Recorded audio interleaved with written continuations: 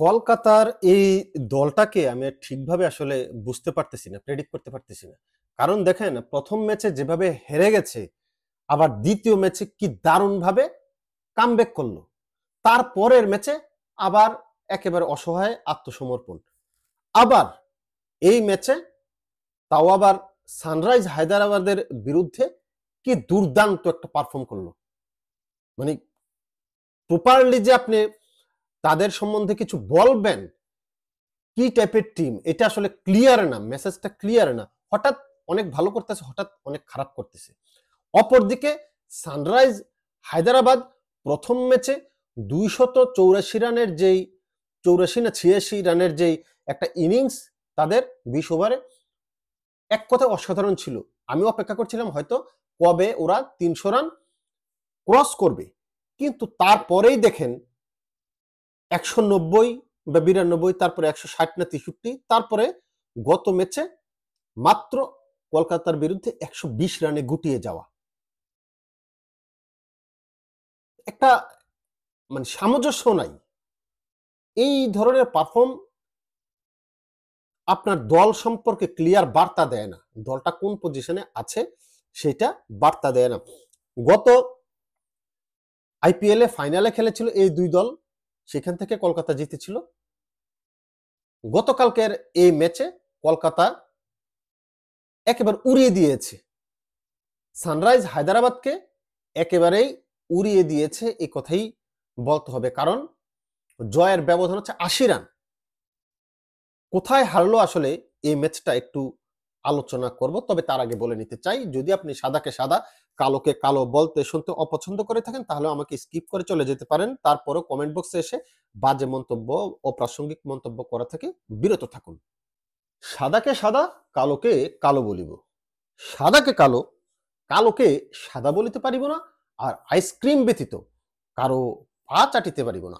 Hello viewers, it's me Roni bro, welcome to another new video. কথা বলছিলাম Kolkata Knight Riders এবং Sunrise হায়দ্রাবাদের match নিয়ে, যেখানে একেবারে অসহায় আত্মসমর্পণ করেছে সানরাইজ হায়দ্রাবাদ কলকাতার কাছে। কলকাতা যেভাবে আইপিএলটা শুরু করেছিল প্রথম ম্যাচে, তারপরে ম্যাচে ঘুরে দাঁড়িয়েছিল, তারপরে আবার ছন্দপতন, আবার ঘুরে দাঁড়িয়েছে এই ম্যাচে। দলটাকে নিয়ে প্রেডিকশন করা অনেক বেশি টাফ। আর সানরাইজ হায়দ্রাবাদ প্রথম ম্যাচের এত বিশাল রানের স্কোর করার পরে তারপরে আর কোনো ম্যাচই ভালো করতে পারছে না, ডে বাই ডে নিচের দিকে যাচ্ছে। এটার একটা মানে কারণ কি হতে পারে আমি ক্লিয়ার না। কারণ টপ অর্ডার রান করতে না পারলে মিডল অর্ডার কিংবা লোয়ার অর্ডার থেকে কেউ দাঁড়াতে পারছে না। আর অতিরিক্ত অতিরিক্ত আপনার আক্রমণাত্মক খেলতে গিয়ে আমার কাছে মনে হয় যে এই ঘটনাটা ঘটছে। চলেন আলোচনা করি কালকের ম্যাচ নিয়ে, যেখানে কলকাতা নাইট রাইডার্স 80 রানের ব্যবধানে হারিয়েছে সানরাইজ হায়দ্রাবাদকে। শুরুটা কিন্তু কলকাতার ভালো হয় নাই। 14 রানে প্রথম উইকেট, 16 রানে 2 উইকেট, 14 রানে প্রথম উইকেট, 16 রানে দ্বিতীয় উইকেট হারিয়ে মোটামুটি একটা প্রেসারে ছিল। সেই প্রেসারটা হ্যান্ডেল করেছে সুন্দরভাবে ক্যাপ্টেন রাহানে এবং রাঘুবংশী। এক কথায় অসাধারণ খেলেছে আপনার ক্যাপ্টেন এবং এই যে রাঘুবংশী।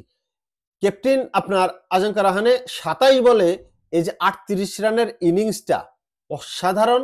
আপনার প্রেসার থেকে রিলিফ করার যেই প্রচেষ্টা অসাধারণ, আউটস্ট্যান্ডিং। তার মধ্যে আপনার একবারের জন্য সে স্থলপথ ব্যবহার করেছে এবং 4 বার কিন্তু সে আকাশপথ ব্যবহার করে বিমান যোগে বলকে পাঠিয়েছে সোজা সীমানার বাইরে।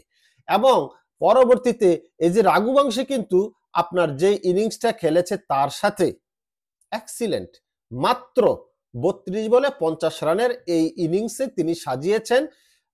5 বারের জন্য সে স্থলপথ ব্যবহার করে এবং 2 বারের জন্য আকাশপথ ব্যবহার করে বিমান যোগে বলকে পাঠিয়েছেন সোজা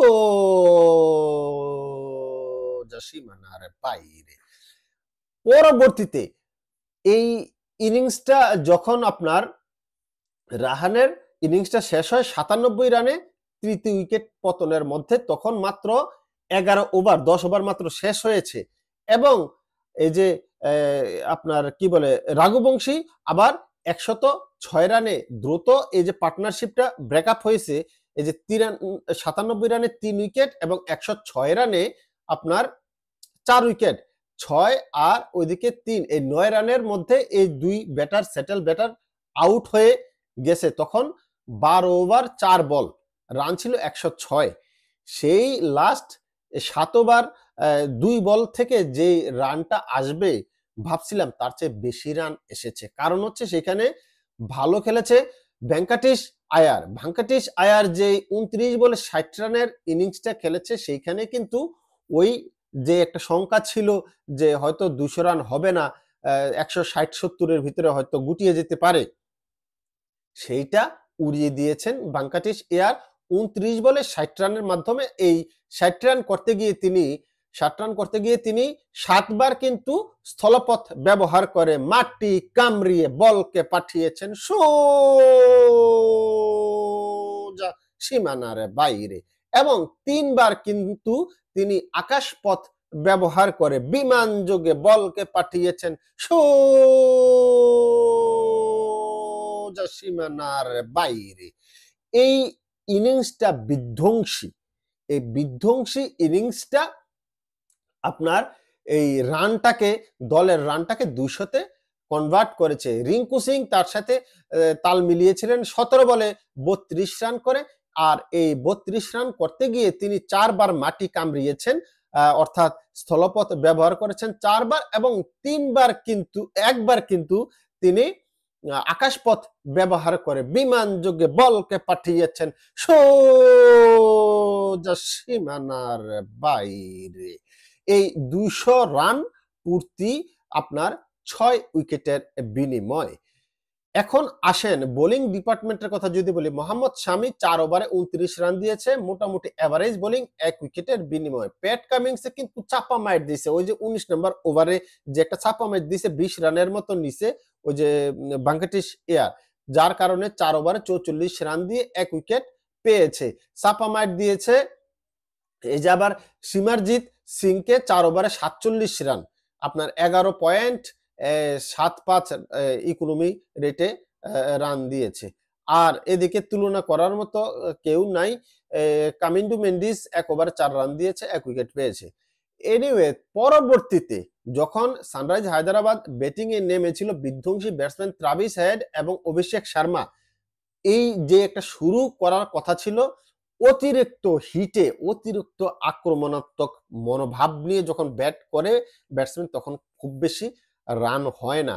সেটাই বহিঃপ্রকাশ দেখলাম অভিষেক শর্মা এবং ট্রাভিস হেডের ভিতরে। 2 বল থেকে 4 রান করেছে ট্রাভিস হেড, এই 4 রানের ভিতরে আবার একটা 4 মেরে দিছে, চিন্তা করেন।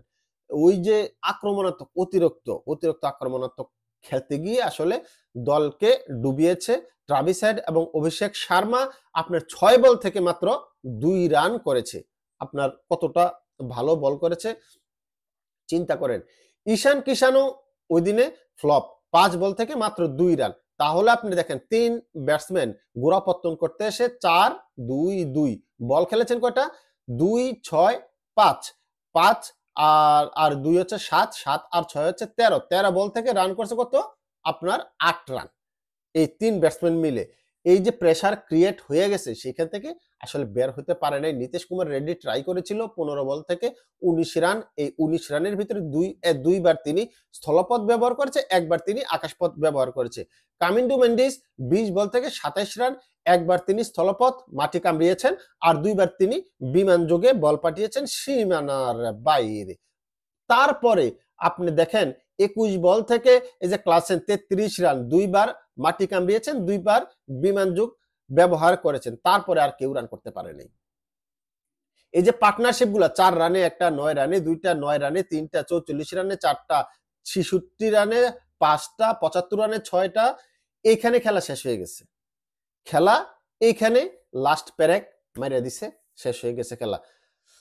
আর ওরা 4 ওভারে 29 রান দিয়ে আপনার 3 উইকেট পেয়েছে, যথেষ্ট ভালো বোলিং করছে। আসলে খেলা ওইখানেই শেষ যখন 6 উইকেট চলে গেছে।